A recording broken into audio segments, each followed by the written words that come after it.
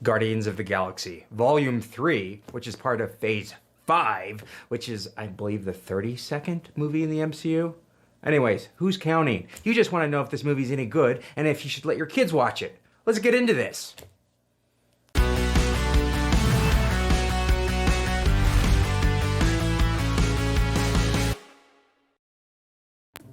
All right, Guardians of the Galaxy 3. I have to tell you, I was a little bit worried. I was worried about the MCU. I'm worried about everything from Disney lately.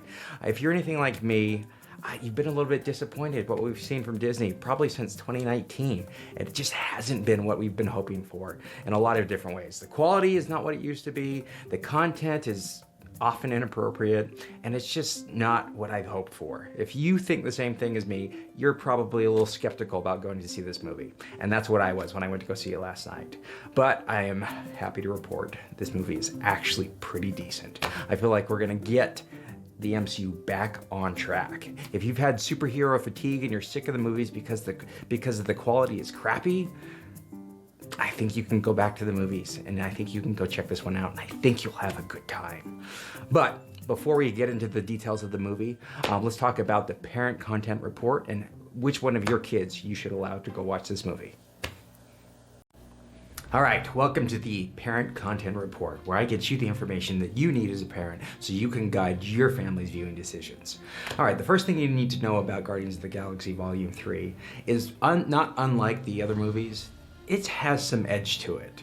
I would say this one actually has the biggest edge out of all three in regards specifically to violence. It's a pretty violent movie and it has some pretty disturbing situations from a visual standpoint. There's some pretty sad things that happen to some of the characters in this movie, and there's a pretty high body count. A lot of the deaths are aliens and not humans, but there's definitely some humans that die in this show. And there's some really sad things that happen to animals, cute, poor, defenseless animals.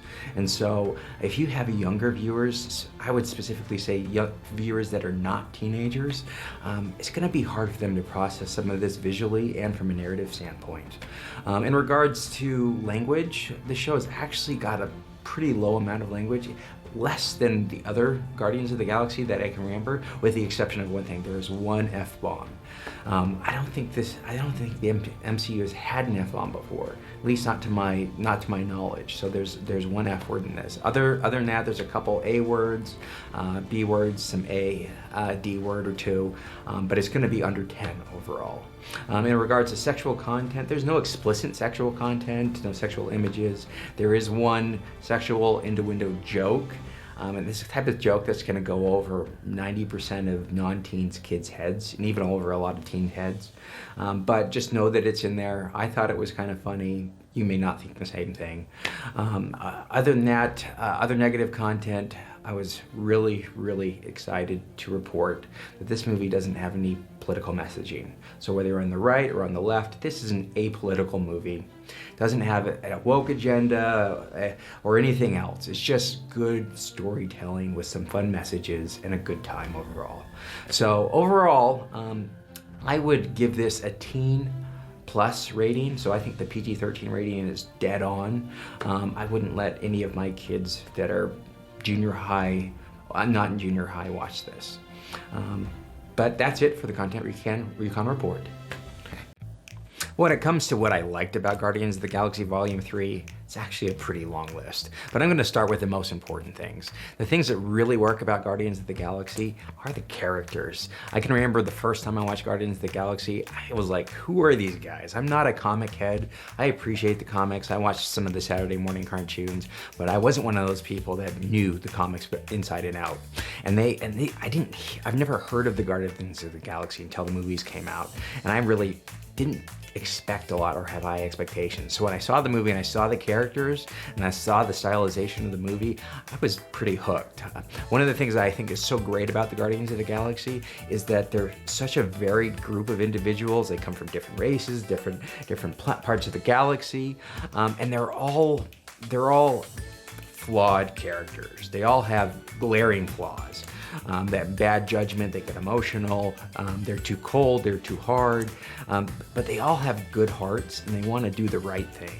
And they're kind of estranged and they're cast-offs. And so when they come together, they kind of form this family, and they fight within this family, and they love each other, and they make fun of each other, but it's very much like a real family. It's not glamorous, it's not perfect, and so it's really easy to identify with. And in Guardians of the Galaxy Volume 3, they really continue that. And in fact, they lean into it even more because they get into the backstory of the characters, specifically that of Rocket, the raccoon. They get into his story about how he was created, because he was just a normal raccoon at one point, and there were some experiments done on him that helped evolve him and create an intelligence inside of him. And you get to see a lot of that, and it's a pretty tragic story, and it really plays on your heartstrings. So this is one of those movies that you really feel. You feel for his character, for what he went through, for the people that he went through it with, or the animals that he went through it with. And then you also feel for the rest of the Guardians. There's a situation that happens where Raccoon is compromised physically, and they need to do something to make sure that he pulls through and he lives. And he's really at death's door for a lot of the movie, and you get to see what his family's willing to do for him.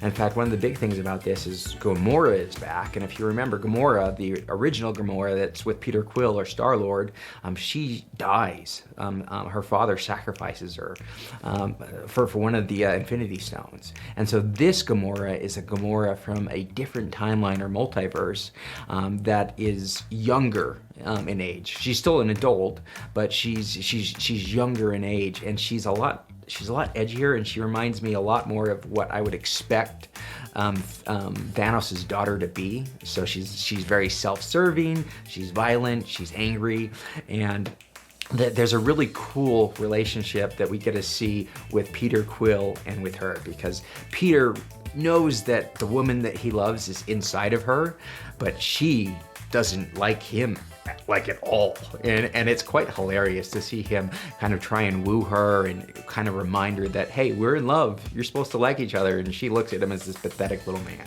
And so that's one of the great relationships that's in this movie. Another absolute steal the scene relationship is that between Mantis and Drax. I really love their relationship in the Christmas special. If you didn't watch the Christmas special, I highly recommend that you go back and watch the Christmas special. But they really continue that on and bring it to new heights in this latest installment.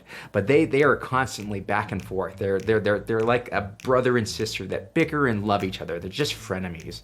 They're always cutting each other down and building each other up all at the same time. And it's hilarious. They provide the most laughs, in my opinion, consistently peppered through the movie. Other than that, you really do feel a lot of tension for all the characters, because you know that this is the last Guardians of the Galaxy movie. You know that it's likely that one of the main characters is not going to make it through the movie. And there's several times throughout the movie where you're like, okay, is this it? Are we going to lose Peter here? Are we going to lose Drax here? Are we going to lose Mantis here? Are we going to lose this person here? So that it really has that threat, and it's a real threat, and you really believe it. You don't think that everyone's going to make it at the end. And of course, I'm not going to tell you. You need to watch the movie to figure that out for yourself. The villain in the show is the High Evolutionary. He's not a super developed villain, but sometimes you don't need a super developed villain. He's the type of villain that you love to hate.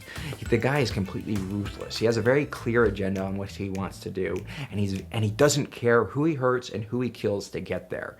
And so the things that he does are absolutely deplorable. And he's calculating, and he's powerful, and he's menacing. So he's a real threat, and he has real power.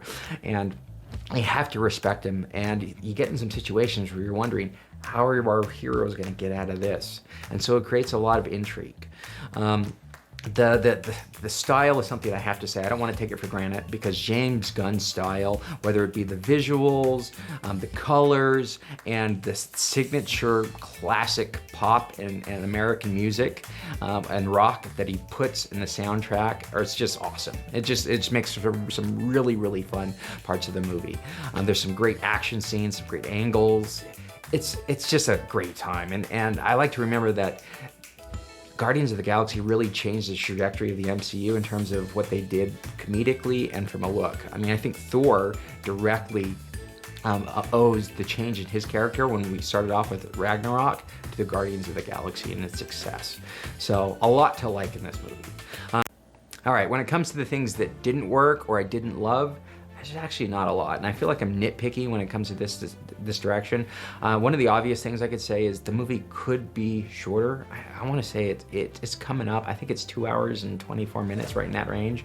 It could have been trimmed down to a good even 2 hours, but I feel like this movie's kind of like a director's cut that you get on Blu-ray. It has some extra scenes that aren't pivotal to the movie, but are still fun. And so even in critiquing it, I kind of like what was still left in. I like the extra padded runtime because there were some fun scenes. In regards to the villain's a strong villain. Typical MCU villains are usually middle of the road and pretty forgettable. And this one, to an extent, is forgettable, but the things that work about this villain is you know his motivations, you know that he's a threat, and you know he has the power to do what he wants to do. And so there's a lot of tension there. But he's not a third-dimensional villain like a Thanos or a Killmonger. And so, and I doubt we'll see him again. And so, from that aspect, he's not the strongest villain, but he still does the job for what you want to do in this movie. And this movie has so many characters, so I think to overly develop the villain would complicate things. In addition, the other villain in this show, Adam Warlock, he's got a pretty simplistic role. I understand that for a lot of people, they expected a lot from him in this movie.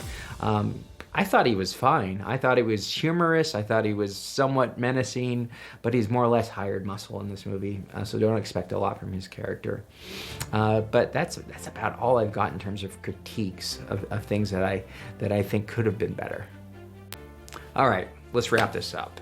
As you can probably tell, I really, really like this movie, and I really highly recommend it. I recommend it again for teenagers and above. If you're going to show it to kids that are non-teen, just know your kids and know their ability. Know that there's some disturbing images in this movie. It's high on violence, and when I say high on violence for an MCU, it pushes that PG-13 rating. If some of the violence that was done to aliens and animals were done to humans, it would be rated R. So just know that.